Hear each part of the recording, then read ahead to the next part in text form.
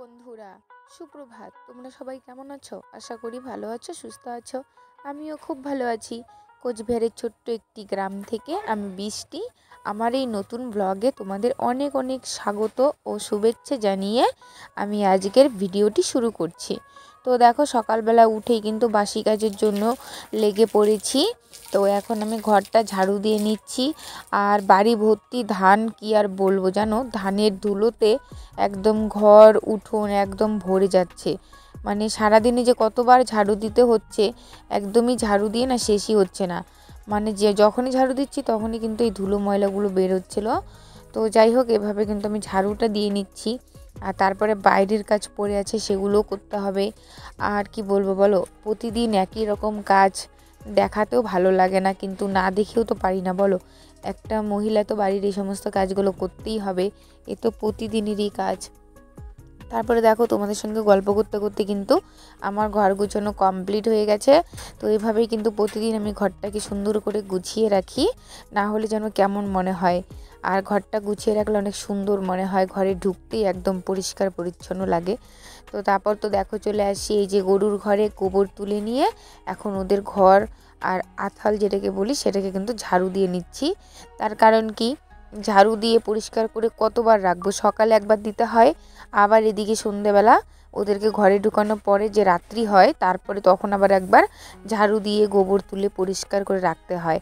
এদের পিছনে কাজ করতে করতেই না আমার সারাদিন শেষ হয়ে যায়, সময়ই পাই না একটুকু। তারপর তো নিয়ে যাচ্ছে এই যে সোনার উপর ঘরের বস্তাগুলো, কারণ ঠান্ডার দিন পড়েছে, ওই যে ওরা দাঁড়িয়ে আছে এখানটায়। তো দেখলেও তো কেমন একটা মায়া লাগে, তাই না? তো ঠান্ডার মধ্যে আমরা তো কম্বল গায়ে দিয়ে থাকি, ওরা তো সেটা পায় না। এখন যদি একটু বস্তাও বিছিয়ে না দিই তো কিসে থাকবে বলো। তারপরে তো দেখো, চলে আসলাম বাড়িতে। ওদেরকে তো খাইয়ে দিয়েছি, সোনারূপা সখী আর আমাদের নতুন একটা ছাগল এনেছে কালকে মা। তো ওকে ভাতের মার খাইয়ে আমি কিন্তু চলে এসেছি বাড়িতে। এখন বিকেল হয়ে গেছে, তাড়াতাড়ি করে উঠোনটা ঝাড়ু দিয়ে নিচ্ছি। তার কারণ কি, ঝাড়ু দেওয়ার পরে আমার একটা বড় কাজ আছে, সেটা হচ্ছে এত বড় কাজ হয়তো তোমরা দেখে অবাকই হয়ে যাবে, কিন্তু সেই কাজটা কিন্তু আমার করতে হবে। সেই জন্য আমি খুব তাড়াতাড়ি করেই কাজগুলো সেরে নিচ্ছি, বেলাও চলে যাচ্ছে, রাত্রি হলে তো আর হবে না, সেই জন্য। আর ওই কাজটা হচ্ছে আমাদের বাড়িতে নয়, আমার দাদু বাড়িতে। আর আমার বাড়ির অবস্থাটা একবার দেখো, চারপাশে শুধু ধানেরই পালা দিয়ে রেখেছে।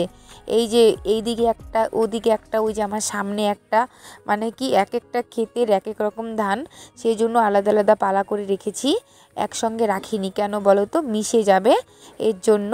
তো এইভাবে থাক, পরবর্তীতে পরেরটা দেখা যাবে। আর এই কবে যে এগুলো ধান বের করবে কে জানে, তখন হয়তো উঠোনটা একটু ফাঁকা হবে।